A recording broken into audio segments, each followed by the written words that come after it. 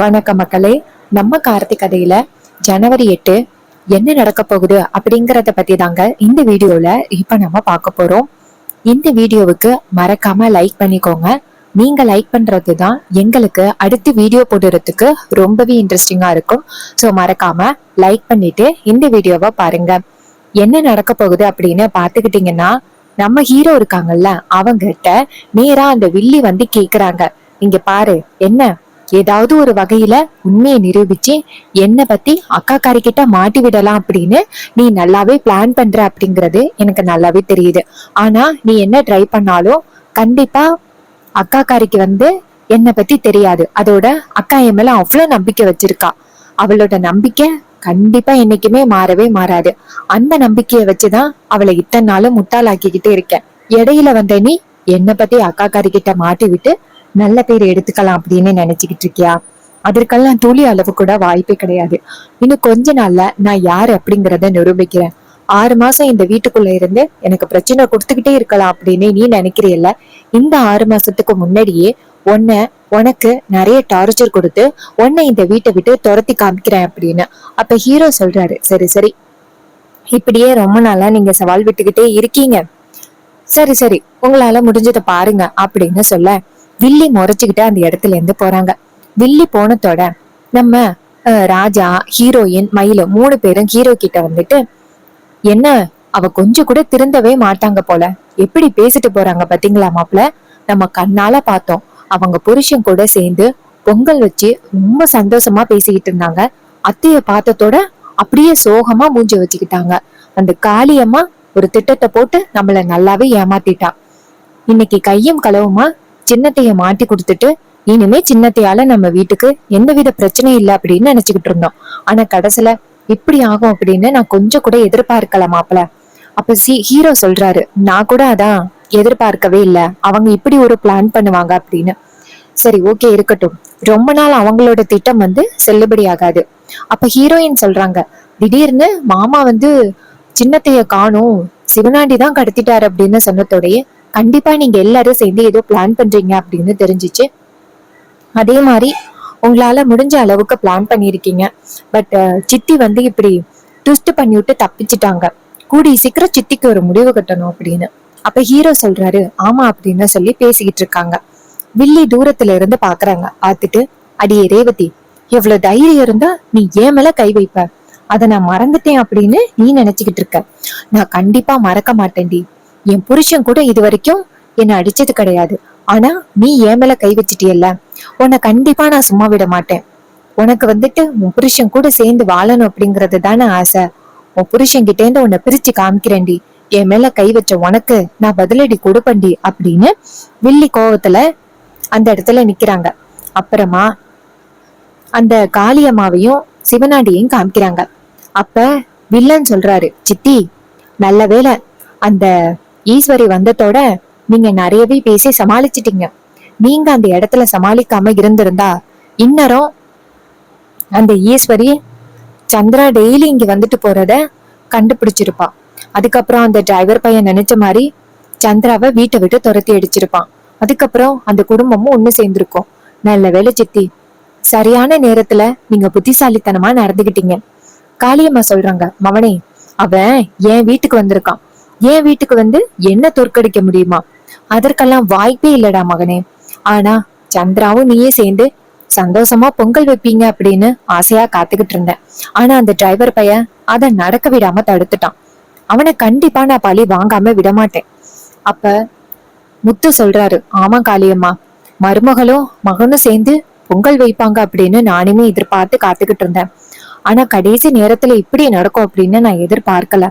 மருமக ரொம்ப பாவம், ஆசையோட வந்தா ஏமாந்து போயிருப்பா. காளியம்மா சொல்றாங்க, பரவாயில்ல இருக்கட்டும், நம்ம இன்னொரு நாள் பொங்கல் வைக்கலாம். ஆனா அந்த டிரைவர் பயலுக்கு ஒரு முடிவு கட்டணும் அப்படின்னு. அதுக்கு சிவனாண்டி சொல்றாரு, ஆமா அப்படின்னு. அப்ப அந்த வில்லி இருக்காங்கல்ல, அவங்க நேரா அவங்க அத்தைக்கு போன் பண்றாங்க. காளியம்மா போன் அட்டென்ட் பண்ணி, மருமகளை சொல்லு மருமகளை. அப்ப வில்லி சொல்றாங்க, அத்தை நீங்க நினைக்கிற மாதிரி இங்க எந்தவித பெரிய பிரச்சனையும் நடக்கல. அக்காக்காரிய நான் நல்லாவே ஏமாத்திட்டேன். ஆனா எனக்கு என்ன கவலை தெரியுமா, உங்க கூட சேர்ந்து சந்தோஷமா பொங்கல் வைக்க போறோம் அப்படின்னு நினைச்சேன். நான் ரொம்ப எக்ஸைட்டடா இருந்தேன். ஆனா கடைசி நேரத்துல அந்த டிரைவர் பையன் இப்படி பண்ணுவான் அப்படின்னு நான் எதிர்பார்க்கவே இல்லை. அதுக்கு காளியம்மா சொல்றாங்க, மகளே கவலைப்படாத, கண்டிப்பா ஒரு நாள் நம்ம எல்லாருமே சேர்ந்து சந்தோஷமா பொங்கல் வைக்கிற நேரம் வரும். அந்த ஈஸ்வரிய நம்ம பழி வாங்கிட்டோம் அப்படின்னா நம்ம ரூட் கிளியர் ஆகிரும். நம்ம ரொம்ப சந்தோஷமா எல்லாருமே சேர்ந்து பொங்கல் வைக்கலாம். யாருக்காகவும் எதுக்கும் பயப்பட வேண்டிய அவசியமும் கிடையாது. அது வரைக்கும் நம்ம கொஞ்சம் பொறுமையா காத்திருக்கணும். அதுக்கு வில்லி சொல்றாங்க, ஆமாத்த, ஆனா இந்த ரேவதி இருக்கால, வர வர ரொம்ப ஓவரா பண்றா. இன்னைக்கு போகிதானே அந்த பொருட்கள் எல்லாத்தையுமே கொண்டாந்து போட்டு எரிக்கிறதுக்காக போட்டோம். அப்ப அந்த ரேவதியும் அவ புருஷனையும் இருக்கிற போட்டோவை கொண்டாந்து நான் நெருப்புல போட்டேன். அவ என்ன பண்ணிட்டா தெரியுமா? அந்த போட்டோவை எடுத்ததோட நான் தான் அதை பண்ணேன் அப்படின்னு என் மேல கை வச்சுட்டா. இது கேட்டதும் காளியம்மாளுக்கு ரொம்ப அதிர்ச்சி. சிவனாண்டி செம டென்ஷன் ஆகி, என்னது ஏன் பொண்டாட்டி மேல அவன் கை வச்சானா? கை வச்ச அவனை நான் சும்மா விட மாட்டேன் அப்படின்னு சொல்லிட்டு சிவனாண்டி கோவப்பட, காளியம்மா சொல்றாங்க, மவனே கொஞ்சம் பொறுமையா இருடா அப்படின்னு நேரா வில்லி கிட்ட, இங்க பாரு மகளே, அவ ஓ மேல கை வச்சிருக்கால, அவளை நான் கண்டிப்பா சும்மா விட மாட்டேன் மகளே. அப்ப வில்லி சொல்றாங்க, ஆமாத்த, அவளை விடக்கூடாது. அவ அவன் புருஷன் ரொம்ப சப்போர்ட்டா இருக்கிறதுனால ரொம்ப ஓவரா பண்றா. அவளுக்கு கூடிய சீக்கிரம் முடிவு கட்டணும். இது கேட்டதும் அந்த காளியம்மா சொல்றாங்க, அவளே எப்போ உன் மேல கை வச்சா அப்படின்னு தெரிஞ்சிச்சோ அப்பவே அவளை சும்மா விடக்கூடாது அப்படின்னு நான் முடிவு பண்ணிட்டேன். நீ கவலைப்படாத மவளே, அவளுக்கு ஒரு முடிவு கட்டிட்டு மறுவேளை பாக்குறேன் அப்படின்னு சொல்லிட்டு போனை கட் பண்றாங்க. அப்ப வில்லி நினைக்கிறாங்க, அத்தை கிட்ட இந்த விஷயத்த சொல்லியாச்சு, இனிமே அத்தை இந்த விஷயத்த எப்படி ஹேண்டில் பண்ணணுமோ பண்ணிருவாங்க. ஏ ரேவதி, ஏன் மேலையா கை வச்ச? அதுவும் உன் புருஷன் உனக்கு ரொம்ப ஆதரவா இருக்கிறான் அப்படின்னு ரொம்ப ஆடுனியல்ல, இப்ப நான் யாருன்னு உனக்கு காமிக்கிறேன்டி அப்படின்னு. இன்னொரு பக்கம் சிவனாண்டி சொல்றாரு, சித்தி, அவ எப்ப என் பொண்டாட்டி மேல கை வச்சாலோ அவளை சும்மா விடக்கூடாது அப்படின்னு நான் முடிவு பண்ணிட்டேன். இங்க பாருங்க சித்தி, இன்னும் கொஞ்ச நேரத்துல அவ காலி ஆகணும். அதுக்கு என்ன பண்ணணுமோ பண்ணுங்க. அதுக்கு காளியம்மா சொல்றாங்க, மவனே நீ கவலைப்படாதடா, நான் பாத்துக்கிறேன் அப்படின்னு சொல்லிட்டு அவங்களுக்கு தெரிஞ்ச 4 ரவுடிகளுக்கு போன் பண்றாங்க. அவங்க போன் அட்டென்ட் பண்ணி சொல்லுங்க அப்படின்னு சொன்னதோட காளியம்மா சொல்றாங்க, உங்களுக்கு ரொம்ப முக்கியமான ஒரு வேலையை ஒப்படைக்க போறேன். உங்களுக்கு ஒரு போட்டோ அனுப்புறேன். அந்த போட்டோவுல உள்ள ஒருத்தைய கடத்தி காலி பண்ணணும். இது கேட்டதும் அவங்களும், சரிங்க மேடம், நீங்க போட்டோவை மட்டும் அனுப்புங்க அப்படின்னு சொல்ல காளியம்மா போட்டோவை அனுப்புறாங்க. அவனுங்க அந்த போட்டோவை பார்த்துட்டு, ஓகே மேடம், இன்னும் 1/2 மணி நேரத்துல உங்களுக்கு நல்ல நியூஸ் வரும் அப்படின்னு சொல்லிட்டு போனை கட் பண்றாங்க. அப்புறமா காளியம்மா நேரா வில்லிக்கு போன் பண்றாங்க. வில்லி போன் அட்டென்ட் பண்ணி, சொல்லுங்க அத்தை. வில்லி சொல்றாங்க, மவளே எப்படியாவது அந்த ரேவதி இருக்கால, வீட்டை விட்டு வெளியில வரணும். அதற்கான ஏற்பாடுகள் எதையாவது பண்ண.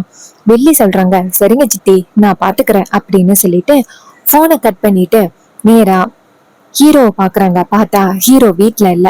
இத பயன்படுத்தின வில்லி நேரா ரேவதி கிட்ட போயிட்டு, ரேவதி, நேத்து நான் அப்படி பண்ணது ரொம்ப தப்புதான். அந்த போட்டோவை கொண்டு போய் நான் அப்படி போட்டு இருக்க கூடாது, என்ன மன்னிச்சிரு. அப்ப ரேவதி நினைக்கிறாங்க, இன்னும் இது சித்தி திடீர்னு மன்னிப்பு கேக்குறாங்க, இவங்க இப்படி மன்னிப்பு கேக்குற ஆளே கிடையாதே. அப்ப ரேவதி கேக்குறாங்க, இன்னும் சித்தி புதுசா நீங்க மன்னிப்பெல்லாம் கேக்குறீங்க, நீங்க இப்படி மன்னிப்பு கேக்குற ஆளே கிடையாதே. அதுக்கு வில்லி சொல்றாங்க, இங்க பாரு ரேவதி, நான் நேத்து அப்படி நடந்துகிட்டது ரொம்ப தப்பு. என்னதான் இருந்தாலும் நீங்க 2 பேரும் ஒன்னா இருக்கிற அந்த போட்டோவை கொண்டு போய் நான் அப்படி நெருப்புல போட்டிருக்க கூடாது. சாரி ரேவதி. சரி, நம்ம கோயிலுக்கு போயிட்டு வரலாமா? ரேவதி சொல்றாங்க, சித்தி கோவிலுக்கா? நான் வரல. அப்ப வில்லி சொல்றாங்க, இங்க பாரு, என் மேல சந்தேகமா இருக்கா? உன் தங்கச்சி எல்லாரையுமே தான் கூட்டிட்டு போறோம் வா அப்படின்னு சொன்னதும் சரி அப்படின்ட்டு வெளியில வராங்க. ரோகிணி, அந்த அவங்க தங்கச்சி எல்லாருமே ரெடியா இருக்காங்க. அப்ப மயிலும் வீட்டுல இல்ல. அப்ப வில்லி நினைக்கிறாங்க, அக்காவும் இல்ல, அந்த பெரிய மாப்பிள்ளையும் இல்ல, இந்த டிரைவர் பையலும் இல்ல, யாருமே இல்ல, இந்த நேரம் தான் சரியான நேரம் அப்படின்னு எல்லாரையுமே கூட்டிக்கிட்டு நேரா கோவிலுக்கு போறாங்க. அங்க போயிட்டு சாமி கும்பிடுறாங்க. அதே நேரத்துல வில்லி நேரா அவங்க அத்தைக்கு, அத்தை கரெக்டா இவங்க எல்லாரையுமே நான் கூட்டிட்டு வந்துட்டேன், நீங்க சரியா பிளான் பண்ண மாதிரி கோவில்ல வச்சு இவளை தூக்குங்க. இது கேட்டதும் அவங்களும் சரி அப்படின்னு சொல்லிட்டு போனை கட் பண்றாங்க. ரவுடிகளுக்கு இன்ஃபார்ம் பண்ண ரவுடிங்க நேரா கோவிலுக்கு வராங்க. அதுக்கப்புறமா ரேவதி எல்லாருமே சாமி கும்பிட்டுட்டு கோவிலை விட்டு வெளியில வராங்க. இந்த நேரத்தை பயன்படுத்தின அந்த ரவுடிங்க நேரா நம்ம ரேவதியை வந்து தூக்குறானுங்க. இதை பார்த்ததும் நம்ம ரோகிணி, ஸ்வாதி எல்லாருமே சத்தம் போடுறாங்க. ஐயோ, யாராவது காப்பாத்துங்க, என் தங்கச்சியை வந்துட்டு யாரோ கடத்துறாங்க அப்படின்னு சொல்லி சத்தம் போட, அப்ப வில்லியும் வந்துட்டு சும்மா சத்தம் போடுற மாதிரி சத்தம் போடுறாங்க. ஐயோ, ரேவதியை காப்பாத்துங்க அப்படின்னு. அப்ப அந்த ரவுடிங்க வந்துட்டு ரேவதியை தூக்கிட்டு போயிடுறாங்க. இதை பார்த்துட்டு நம்ம ரோகிணி அதிர்ச்சியாகி, ஐயோ சீக்கிரம் கார்த்தி மாப்பிள்ளைக்கு ஃபோன் பண்ணி சொல்லலாம் அப்படின்னு நேராக நம்ம ஹீரோவுக்கு ஃபோன் பண்ணுறாங்க. வில்லி இதை பார்த்துட்டு, இனிமே அந்த ரேவதி திரும்பி வரத்துக்கு வாய்ப்பே கிடையாது. அவன் பொண்டாட்டியே எப்படி இழந்தானோ அதே மாதிரி இவளையும் இழந்துட்டு அனாதையா நிற்க போறான் அப்படின்னு ரொம்ப சந்தோஷமா வில்லி பார்த்துக்கிட்டு இருக்காங்க. அப்போ நம்ம ஹீரோ என்ன பண்றாருன்னா ஃபோன் அட்டன் பண்ணி ரோகிணி கிட்ட சொல்லுங்க என்னாச்சு அப்படின்னு கேட்க, அதுக்கு ரோகிணி சொல்றாங்க, இங்க பாருங்க, ரேவதியை யாரோ தூக்கிட்டு போயிட்டாங்க. ரொம்பவே அதிர்ச்சியா இருக்கு எங்களுக்கு. ரேவதி ரொம்ப பாவம், கத்ரா, யாரு தூக்கிட்டு போனதுன்னு தெரியல எங்களுக்கு. இது கேட்டதும் அவரு கேட்குறாரு, சரி உங்களுக்கு ஏதாவது வண்டியோட நம்பர் தெரியுமா? அவங்க சொல்றாங்க, இல்ல எங்களுக்கு வண்டி நம்பர் எதுவும் தெரியலையே. இது கேட்டதும் ஹீரோ ஷாக் ஆகுறாரு. சரி ஓகே, நான் பாத்துக்கிறேன், போனை கட் பண்ணுங்க அப்படின்ட்டு கட் பண்றாங்க. இன்னொரு பக்கம் ஹீரோயினை கொண்டு போய் ஒரு இடத்துல கட்டி போட்டு வச்சிருக்காங்க. அப்ப ஹீரோயின் கேக்குறாங்க, நீங்க எல்லாம் யாருடா, எதுக்காகடா என்னை தூக்கிட்டு போறதுக்காக வந்திருக்கீங்க? தேவையில்லாம இந்த விஷயத்துல தலையிடாதீங்க. என் புருஷனுக்கு மட்டும் நீங்க எல்லாம் யாரு அப்படின்னு தெரிஞ்சிச்சுன்னா கண்டிப்பா அவர் சும்மா விட மாட்டாரு. இப்ப என்னை விட போறீங்களா இல்லையாடா அப்படின்னு கேட்க, அதுக்கு அவங்க சொல்றாங்க, இங்க பாரு, இப்போ வந்துட்டு நீ தேவையில்லாம இப்படி சத்தம் போட்டுக்கிட்டு இருக்கிறது தேவையே கிடையாது, வாயை மூடு அப்படின்னு சொல்ல, அப்ப ஹீரோயின் சொல்றாங்க, இன்னும் கொஞ்ச நேரத்துல என் புருஷன் நான் எங்க இருக்கேன் அப்படிங்கிறத கண்டுபிடிச்சு இங்க வந்துருவாரு. அந்த பிறகு உங்க எல்லாருக்குமே சரியான ஆப்பு காத்துக்கிட்டு இருக்கு அப்படின்னு. அப்போ வில்லி காளியம்மா அந்த இடத்துக்கு வந்துட்டு, என்ன ஆப்பு காத்துக்கிட்டு இருக்கு அப்படின்னு சொல்ல, ஹீரோயின் கேக்குறாங்க, ஏய் நீ தான் என்னை கடத்திட்டு வர வச்சியா? இங்க பாரு, என் புருஷனுக்கு கண்டிப்பா தெரிய வரும், உன்னை சும்மா விட மாட்டாரு. காளியம்மா சொல்றாங்க, எவ்வளவு தைரியம் இருந்தா என் மருமக மேல நீ கை வச்சிருப்ப, அதுக்குதான் உனக்கு இப்படி ஒரு தண்டனை. என் மருமக மேல கை வச்ச நீ இந்த உலகத்துல இருக்கவே கூடாது அப்படின்னு சொன்னதும் ரொம்ப ஷாக் ஆகுறாங்க நம்ம ஹீரோயின். ஆகா, இவங்க இப்படி பேசுறாங்களே அப்படின்னு. இன்னொரு பக்கம் நம்ம ஹீரோ வந்துட்டு நேரா மயிலு கிட்ட விஷயத்த சொல்றாங்க. இது கேட்டதும் மயிலு ஷாக் ஆகி, என்ன சகல இப்படி சொல்றீங்க? பாவம் ரேவதி, அவளை போய் எப்படி கடத்துறதுக்கு தைரியம் வந்துச்சு? கண்டிப்பா அந்த சிவனாண்டி காளியம்மாளோட வேலையா தான் இருக்கும். சந்திரா சித்திக்கு தெரியறதுக்கு வாய்ப்பு இருக்கு. ஏன்னா ஒரு நாளே இல்லாம இன்னைக்கு சந்திர அத்தை எதுக்காக வந்துட்டு இவங்க எல்லாரையும் கூட்டிக்கிட்டு கோயிலுக்கு போகணும்? கண்டிப்பா இதுக்கு பின்னாடி ஏதோ ஒரு காரணம் இருக்கு. இது கேட்டதும் ஹீரோ சொல்றாரு, ஆமா, அவங்க கண்டிப்பா ஏதோ ஒரு காரணத்தோட தான் அவங்க ரேவதியை கூட்டிட்டு போயிருக்காங்க. அவங்கள விசாரிச்சா நமக்கு தெரிய வரும் அப்படின்னு சொல்றாங்க. ஸோ இந்த கதை உங்களுக்கு பிடிச்சிருக்கா? இந்த கதை பிடிச்சிருந்துச்சுன்னா இந்த வீடியோவுக்கு நீங்கள் மறக்காமல் லைக் பண்ணிக்கோங்க. நீங்கள் லைக் பண்ணுறது தான் எங்களுக்கு அடுத்த வீடியோ போடுறதுக்கு ரொம்பவே இன்ட்ரெஸ்டிங்காக இருக்கும். ஸோ மறக்காமல் லைக் பண்ணிவிட்டு இந்த வீடியோவை பாருங்கள். அதுக்கப்புறம் உங்களுக்கு ஒரு சின்ன இன்ஃபர்மேஷன். ஸோ இந்த காம்போ வந்து ஜஸ்ட் 99 ருபீஸ் மட்டும்தாங்க. ஸோ இதில் உங்களுக்கு என்னெல்லாம் கிடைக்கும் அப்படின்னு பார்த்துக்கிட்டிங்கன்னா, ஒரு big size flower clip, medium size flower clip, அதை விட சின்ன சைஸ் ஃப்ளவர் கிளிப், ஒரு பட்டர்ஃப்ளை கிளிப், ஒரு catchy clip and 1 pack mini flower clips, இது எல்லாமே சேர்த்து ஜஸ்ட் 99 ருபீஸ்க்கு உங்களுக்கு நாங்கள் கொடுக்குறோம். உங்களுக்கு இந்த ப்ராடக்ட்ஸ் எல்லாம் ரொம்ப பிடிச்சிருந்துச்சுன்னா மறக்காம கமெண்ட்ல ஆர்டர் பண்ணுங்க. இன்னுமே நிறைய ஆஃபர்ஸ் பற்றி தெரிஞ்சுக்கணும் அப்படின்னா ராதா கிளிப்ஸ் 07 இன்ஸ்டாகிராம் அக்கௌண்ட்ல போயிட்டு நீங்கள் தெரிஞ்சுக்கலாம்.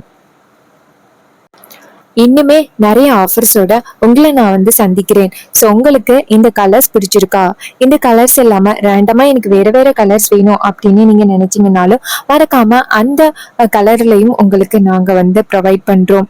ஸோ இதே மாதிரி இன்னுமே நிறைய அப்டேட்ஸ் பற்றி தெரிஞ்சுக்கணும் அப்படின்னாலும் மறக்காமல் நம்ம சேனலை சப்ஸ்கிரைப் பண்ணிட்டு பக்கத்தில் உள்ள பெல் ஐகானையும் கிளிக் பண்ணி ஆல்னு செட் பண்ணிக்கோங்க. கூடவே நான் ஓப்பன் பண்ணியிருக்கேன் இந்த சின்ன ஷாப்புக்கு உங்களுடைய ஆதரவு கொடுங்க. தேங்க்யூ ஃபார் வாட்சிங்.